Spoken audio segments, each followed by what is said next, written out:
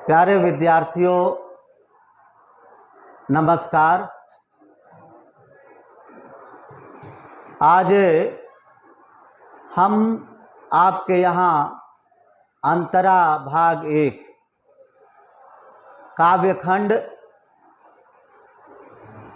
का पहला जो पाठ है वो पढ़ेंगे। कबीर गद्य खंड में हमने 5 पाठ पढ़ लिए। अंतरा के कितने पाठ पढ़ लिए? 5 पाठ पढ़ लिए। अब हम काव्य खंड में पढ़ेंगे पहला, वो हैं भक्ति काल के कवि कबीर। ठीक है, कौन है? किसके बारे में हम आज पढ़ेंगे? कबीर के बारे में। तो कबीर की कुछ रचनाएं आपको पता है, दोहे इत्यादि, किसी को याद है कुछ? पहले भी आपने कबीर पढ़ा है।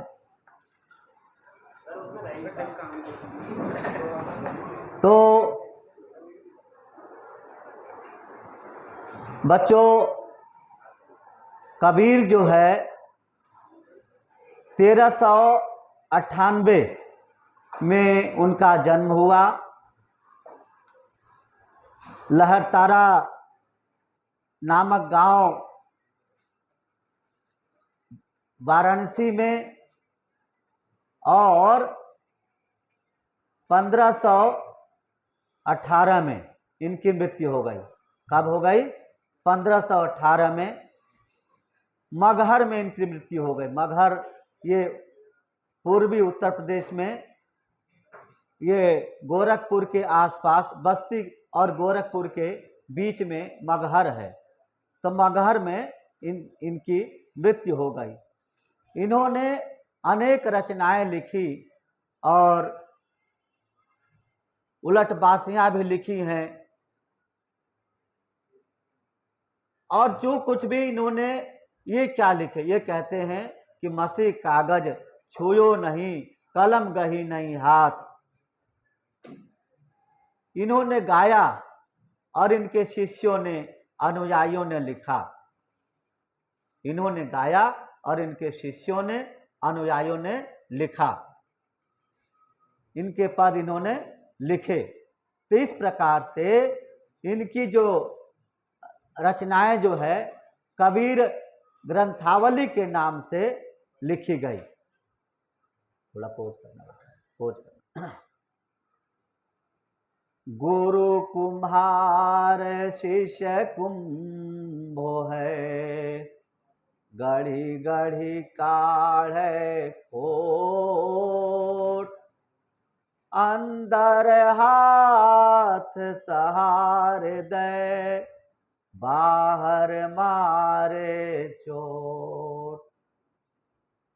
सतगुरु हम सो रीझ के, कही एक परसंग।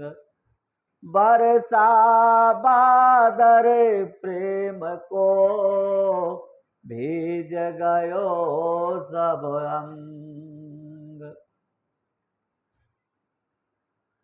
सदगुरु की महिमा अनंत, अनंत किया उपकार। लोचन अनंत उघाड़िया, दीपक दिया हाथ। गुरु गोविंद दो खड़े, काके लागो पाए। बलिहारी गुरु आपने, गोविंद दियो बताए। बड़ा हुआ तो क्या हुआ, जैसे पेड़ खजूर। पंछी को छाया नहीं, फल लागे अति दूर। तो इस प्रकार से विद्यार्थियों, कबीर ने जो गुरु की महिमा, अनेक अंग लिखे इन्होंने, और एक कबीर ग्रंथावली की रचना, कबीर ग्रंथावली सारी रचनाएं इनकी कबीर ग्रंथावली के नाम से प्रकाशित हुई। और इसके संपादक जो है डॉक्टर पारसनाथ तिवारी हैं, जिन्होंने कबीर ग्रंथावली का प्रकाशन संपादन किया है।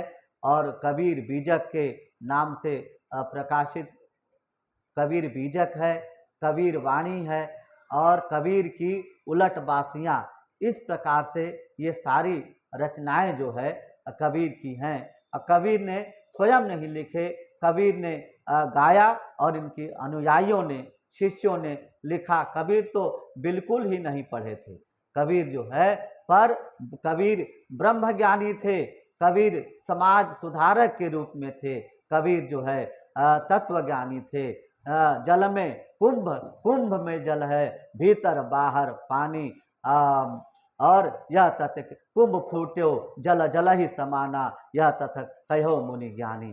तो मुनियों और ज्ञानियों ने ये बात कही, ये कबीर कहते हैं। और बच्चों, कबीर आपके यहाँ कबीर की जो है वो कुछ दो रचनाएं लगी हैं, उनको मैं शुरू करता हूँ पढ़ाते समय।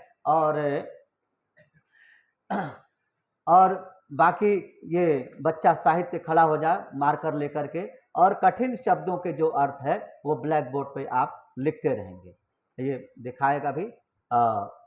तो कबीर की जो रचना है वो है, कबीर ने वास्तव में एक ईश्वरवाद, निरपेक्षतावाद, अस्तित्ववाद, एकेश्वरवाद, इन सब पर बल दिया और छुआछूत, भेदभाव, जाति पात, इसका सबका विरोध किया, आडंबरों का विरोध किया। और आडंबरों का विरोध करते हुए कबीर कहते हैं, अरे इन दोहू न राह न पाई। दोहू कौन कौन? हिंदू और मुस्लिम। हिंदू और मुस्लिम दोनों रास्ता नहीं पा पाए और दोनों ने रास्ता बिगाड़ दिया। अरे इन दोहू न राह न पाई, हिंदू अपनी करे बड़ाई, गागर छुए छुअन न दे। बेश्या के पायन तरसोवे, यह देखो हिंदुआई, अरे इन्हें दो न राह न पाई। ये तो हिंदू की बात कह दी। और मुसलमान के पीर औलिया, मुर्गी मुर्गा खाई। मुसलमान के पीर औलिया, मुर्गी मुर्गा खाई। खाला केरी बेटी ब्याह है, खाला केरी बेटी ब्याह है, घर ही में करे सगाई, अरे इन्हें दो न राह न पाई। और दोनों के लिए कहा कि बाहर से एक मुर्दा लाए, धोय धाय चढ़वाई। बाहर से एक मुर्दा लाए, धोय धाय चढ़वाई। सब सखियां मिल जेवन बैठी, घर भर कर बड़ाई, इन्हें दो न राह न पाई। फिर कबीर कहते हैं, हिंदुअन की हिंदू न की हिंदू वाई देखी, तुरकन की तुरकाई। कहा कबीर सुनो भाई साधो, कौन राह है जाई, इन दो न राहन पाई, इन दो न राहन पाई। इस प्रकार से मैंने आप लोगों को ये, और धन्यवाद, बहुत बहुत साधुवाद, तुम अच्छा सुन रहे हो। अब अर्थ देखो, अरे इन दो न राह न पाई, इन दोनों ने कोई राह नहीं पाया, अपना रास्ता जो होना चाहिए वो प्राप्त नहीं कर पाए, सच्चा गुरु इन्हें नहीं मिला। और कैसे? हिंदू अपनी बड़ाई करता है, हिंदू अपनी हिंदुत्व की बड़ाई करता है, हिंदुत्व की महिमा का गुणगान करता है। और कैसे इनकी हिंदुआई है कि हिंदू अपनी करे बड़ाई, बखान करना। ठीक है, लिख दो बेटा, बखान करना। हिंदू अपना बखान करता है अपने हिंदुत्व का, और गागर छुआए न दे। गागर मतलब होता है घड़ा, पानी का घड़ा जो है दूसरों को घड़ा, गागर मतलब होता है घड़ा। घड़ा, घड़ा जो है नहीं छूने देता, किसका घड़ा? पानी का घड़ा। तो यहां पर छुआछूत का भेदभाव। और देखो इसकी क्या, और क्या बड़ाई करता है, गागर छुए न देत। और वेश्या, जो महिला जिस्म फरोशी करती है उसे वेश्या कहा जाता है, शरीर बेचती है, इज्जत बेचती है। उसके पांव में जाकर के हिंदू लेट जाता है। वेश्या के पायन मतलब पांव, पायनतर पांव के नीचे, पायनतर पांव के नीचे सोवे सोता है। वेश्या के पांव के तले सो करके गिड़गिड़ाता है, तुम ही मेरी सब कुछ हो। और यह देखो हिंदुआई, ये हिंदुआई देख लो, यह हिंदुआई, इनकी हिंदुआई जो है इन्हें देख लो। ये तो हिंदू की बात की। अब आ जाओ, कबीर आज क्यों प्रासंगिक हैं? ये सारी बातें हो रही हैं जो हिंदुत्व में ढकोसला है, मुसलमानों में ढकोसला है, हा? ये आज भी है। जाति पात, ऊंच नीच का भेदभाव, छुआछूत का भेदभाव आज भी है बच्चों। इसीलिए कबीर आज भी प्रासंगिक हैं। कबीर मुगलों के समय थे, लेकिन मुगलों के समय उन्होंने साहस किया और लिख दिया। कबीर का क्या बिगाड़ लिया किसी ने? और मुसलमान के पीर औलिया, मुसलमान के पीर अपने पीर जो देवता होते हैं, पीर की पूजा करते हैं। औलिया जो संत फकीर होते हैं उनकी पूजा करते हैं। और ये क्या करते हैं? मुर्गा मुर्गी खाई, इनको भी मुर्गा चढ़ाते हैं, मुर्गी चढ़ाते हैं, मुर्गी मुर्गा चढ़ाते हैं। और क्या इनकी अपनी बड़ाई करते हैं? खाला मौसी की बेटी के साथ जो है सगाई कर देते हैं, अपने लड़कों की सगाई मौसी के केरी मतलब के लिए। बेटी ब्याह है, अपनी बेटी जो है खाला केरी, बेटी ब्याह मतलब ब्याहते हैं। घर ही में करे सगाई, घर में ही सगाई कर दिया। हाँ, ये इनकी तुरकाई है। और सगाई करने के बाद क्या हुआ? बाहर से एक, ये मुर्गा है कि मुर्दा? मुर्दा लाए। मुर्दा बकरा भी हो सकता है, मुर्गा भी हो सकता है, भैंसा भी हो सकता है, गाय भी हो सकती है। और मुर्दा लाए, धोए धाए चढ़वाए, धो धा करके काट बना करके धो धा करके चढ़ा दिया। धो चढ़वा दिया और सब सखियां मिल जेवन बैठी, सारी महिलाएं बैठ करके खाने के लिए, जेवन मतलब खाने के लिए, जीवना मतलब खाना, राजस्थान में जिमो, जिमो जी जिमो, हाँ मतलब खाना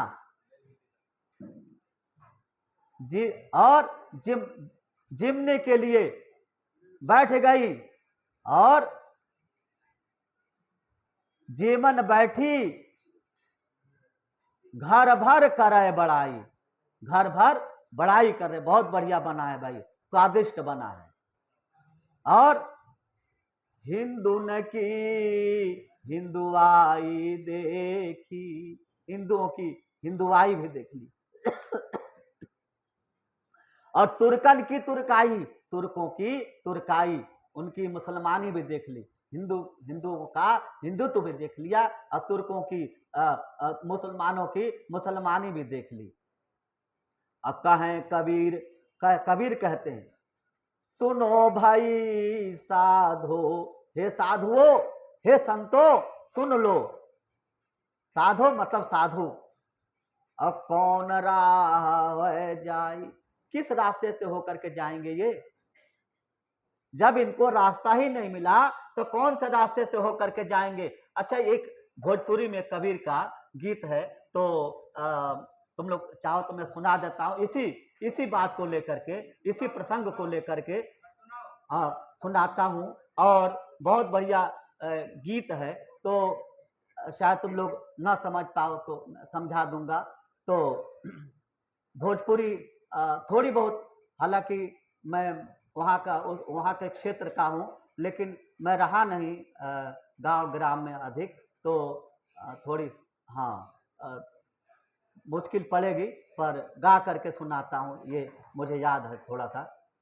आरे बिगड़ले बाण भाई हो, बिगड़ले बाण भाई, दोनों मत बजाओ, दोनों जान रहिया के बिगड़ले बाण भाई, दोनों, कबीर कह रहे हैं, दोनों जान रहिया के बिगड़ले बाण भाई, अरे नदी किनारे भैंसा मर गए, मछली खोद खोद खाई, मतलब तोड़ तोड़ कर, नोच नोच करके, नदी किनारे भैंसा मर गए, मछली खोद खोद खाई, हो मछली खोद खोद खाई, ओ मछली के हिंदू खैले, कहाँ गईल हिंदू आई, ए भाई दोनों जान रहिया के बिगड़ले बाण भाई, दोनों जान रहिया के बिगड़ले बाण भाई। और सुन लो, नदी किनारे गैया मर गए, मछली खोद खोद खाई, हो मछली खोद खोद खाई, नदी किनारे गैया मर गए, मछली खोद खोद खाई, हो मछली खोद खोद खाई, ओ मछली के तुरका खैले, कहाँ गईल तुरकाई, ये भाई दोनों जान रहिया के बिगड़ले बाण भाई, दोनों जान रहिया के बिगड़ले बाण भाई, कहाँ कबीर सुनो भाई साधो, कहाँ कबीर सुनो भाई साधो, अब छवि बरनी न जाई, दोनों जान रहिया के बिगड़ले बाण भाई, दोनों जान रहिया के बिगड़ले बाण भाई। तो ये गीत था, ये इस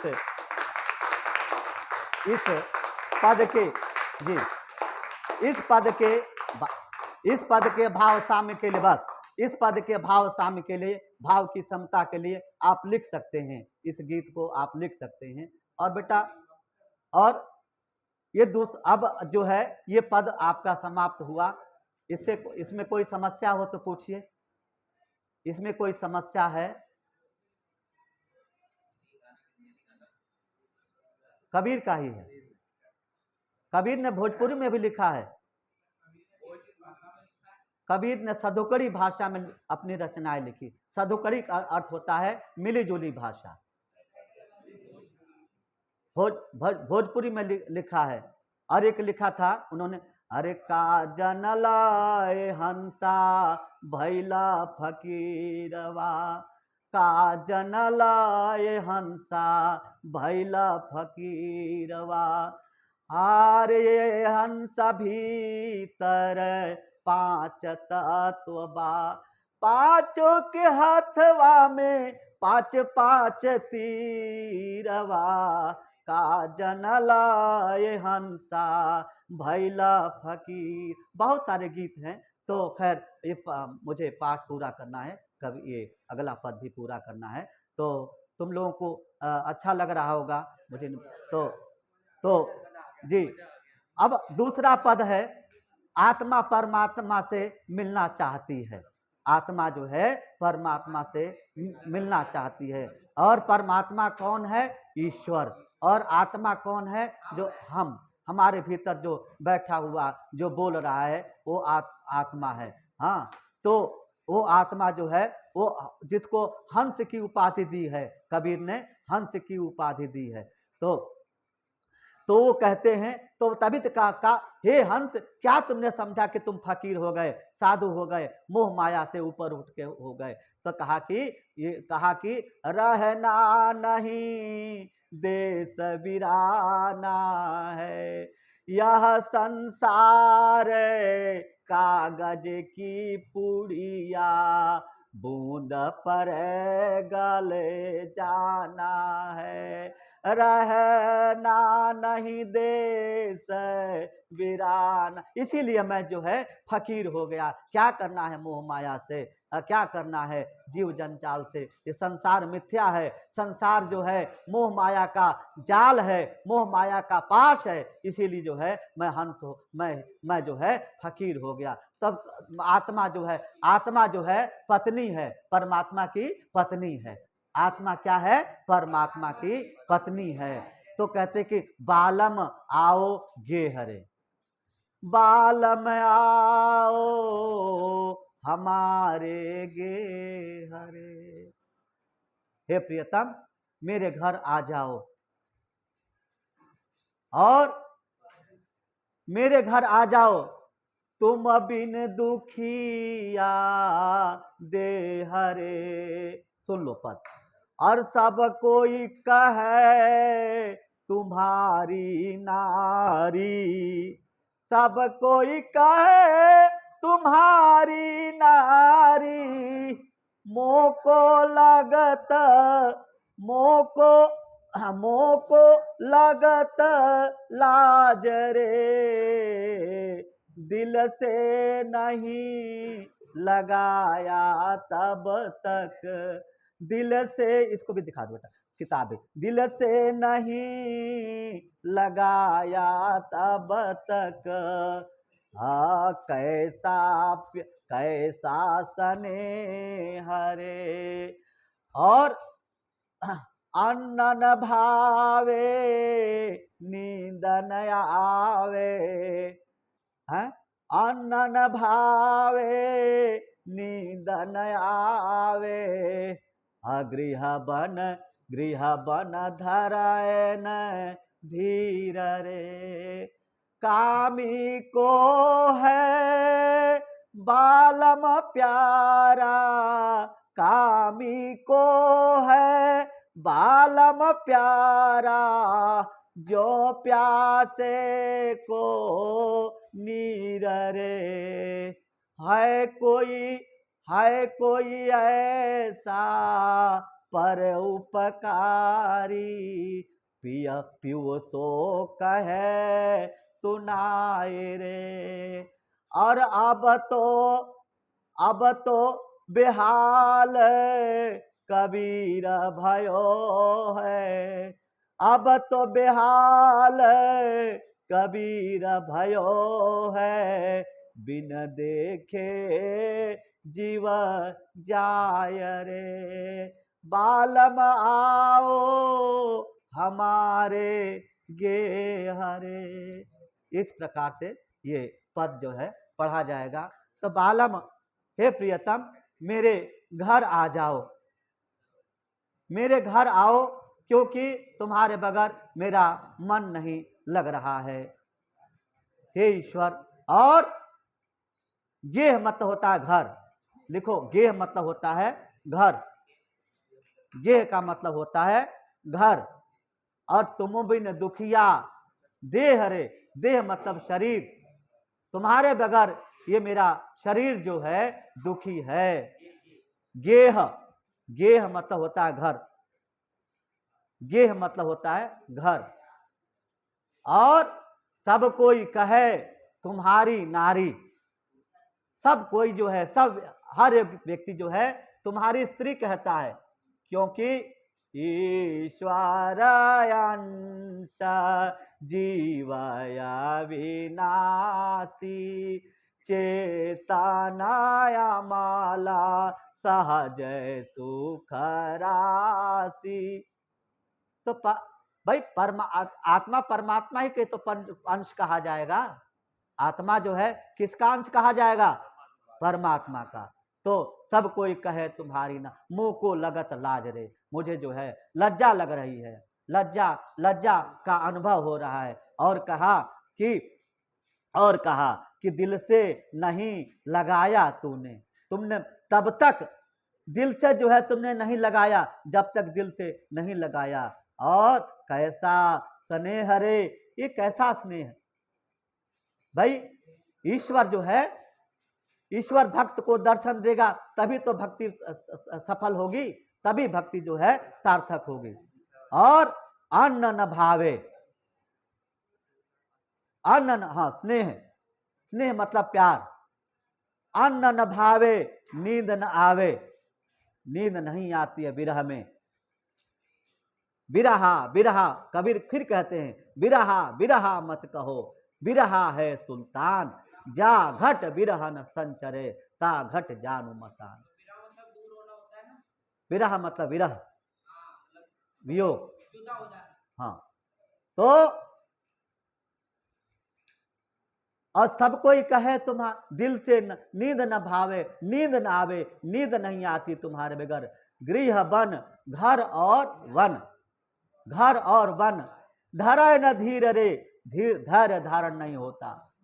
और कामी को है बालम प्यारा, एक कामी को, एक स्त्री को कौन प्यारा होता है?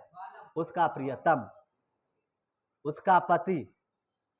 तुलसी कहते हैं, देखो यहाँ पर भाव समता के लिए तुलसी ने कहा है कि कामी ही नारी प्यारी जिमी, लोभी ही जिमी प्रिय दाम, तिमि रघुनाथ निरंतर, प्रिय लागौ मोहि राम।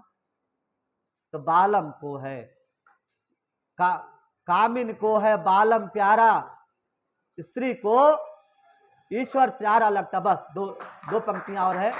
ईश्वर को है बालम प्यारा, अरे, और जो प्यासे को नीर, अरे जो प्यासे को नीर रे, जब जैसे प्यासे को पानी अच्छा लगता है। अब कहे और है कोई ऐसा पर उपकारी, कोई ऐसा परोपकारी है कि पीयूषो कहो सुनाए रे, प्रियतम से सुना करके और कह दे, आवाज नहीं, प्रियतम को सुना करके कह दे, अब तो कबीर, अब तो बेहाल कबीर भयो है। कबीर कहते कि अब तो आत्मा बेहाल हो गया है, व्याकुलता बढ़ गई है।